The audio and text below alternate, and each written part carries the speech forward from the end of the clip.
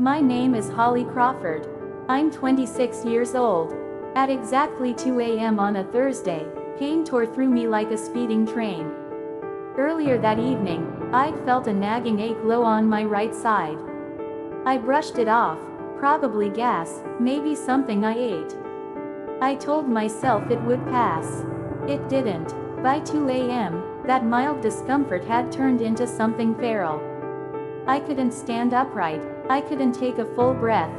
Sweat soaked through my shirt as I gripped the edge of the bathroom sink, staring at my reflection like I was watching another person unravel.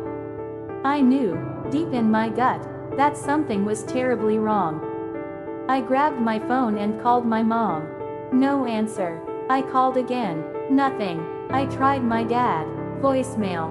Back and forth I went, over and over, my hands shaking so badly I could barely press the screen. By the 17th call, I was lying flat on my kitchen floor, cheek against the cold tile, listening to the same recorded greeting I'd heard my whole life. You've reached David Crawford. Leave a message. I left 3. In the last one, I was sobbing so hard I'm not sure the words made sense. Dad, I think I'm dying. Please come. No one came. The next part was told to me later by paramedics. My neighbor, Mrs. Patton, a retired woman in her 60s who barely knew my name, heard something through the apartment wall. She heard the thud when I collapsed. She called 911. When the ambulance arrived, I was drifting in and out of consciousness. My appendix had ruptured. The infection was spreading fast. The paramedics told me afterward that if I'd stayed on that kitchen floor another 30 minutes, the outcome might have been very different. They didn't use the word death. They didn't have to. I was rushed into emergency surgery. And on the operating table, my heart stopped. Flatline. For a brief moment, I wasn't here. There was no tunnel of light. No voices.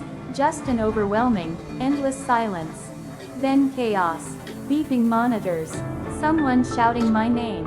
A crushing pain in my chest from compressions.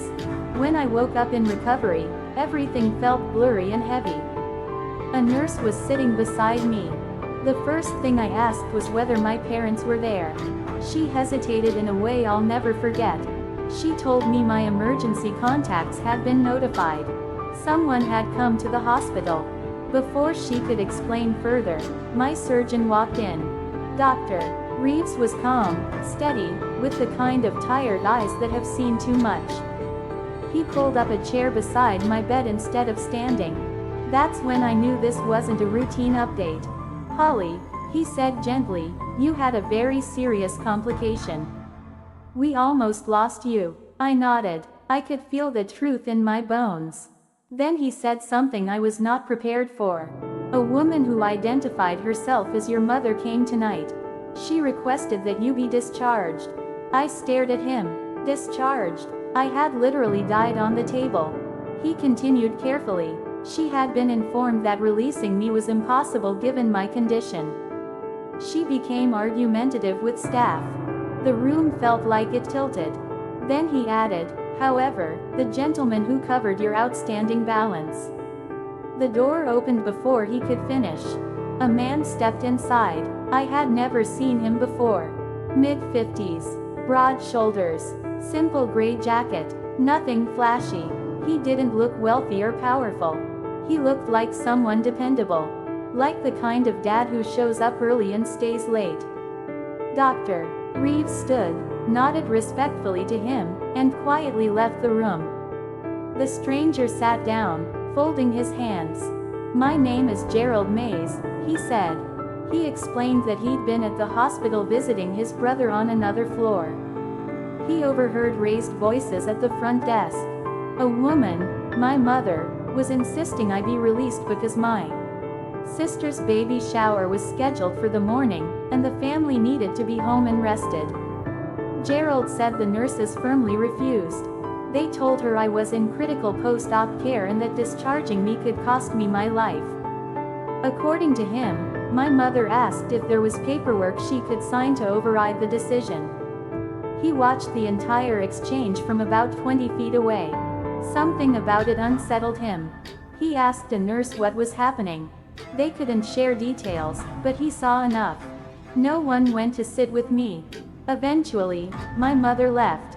Gerald walked to the billing desk and asked about my case. He learned there was an insurance lapse that would delay continued treatment unless payment was arranged. So he paid it. A complete stranger made sure my care wouldn't be interrupted. Just like that, I had just learned that my own mother tried to remove me from life-saving treatment so she could attend a party. And now a man I'd met 5 minutes earlier had quietly ensured I would survive. I broke down. Not delicate tears. The kind of crying that comes from somewhere buried and locked away for years. Gerald didn't rush to comfort me. He didn't offer cliches. He simply sat there. That was exactly what I needed. Later that day, my parents arrived. My mom entered first and immediately said her phone had been on silent. That's why she missed 17 calls. 17.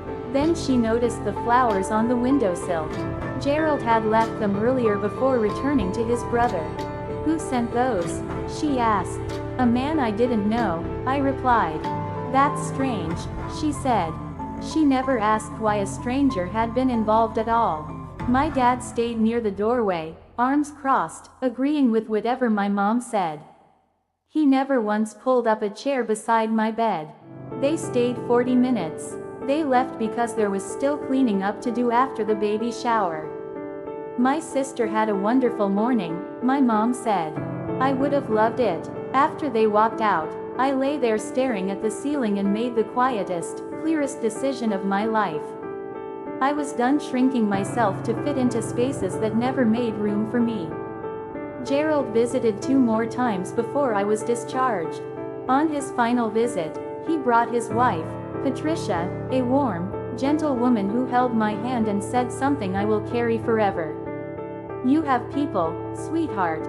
You just haven't met all of them yet. I think about that sentence every day. Later, I learned that Gerald had also filed a formal report with the hospital's patient advocacy office regarding my mother's attempt to override medical orders. He never mentioned it to me. I found out through a nurse. He wasn't looking for praise. He just wanted there to be a record in case anything had gone wrong. Today, I am fully healed physically. Emotionally, I'm still untangling what it means to accept who my parents truly are instead of who I hoped they would be. Those are 2 very different realities. For years, I blurred them together. Gerald and Patricia, on the other hand, have become chosen family, the kind built on presence, not obligation. If you're listening to this right now, I want you to remember something. The people who show up in your worst moments, even quietly, even unexpectedly, are the ones who teach you what love actually looks like. Sometimes it takes almost losing everything to realize whose hands were never really holding you in the first place. If this story touched you, if it made you feel seen in any way, consider subscribing. Each week, we share true stories about resilience, betrayal, unexpected compassion, and the quiet strength that rarely makes headlines, but absolutely deserves to. Turn on notifications. Join a community that believes real experiences matter. And to anyone who has ever called for help and heard nothing but silence. You are not invisible. You are not forgotten.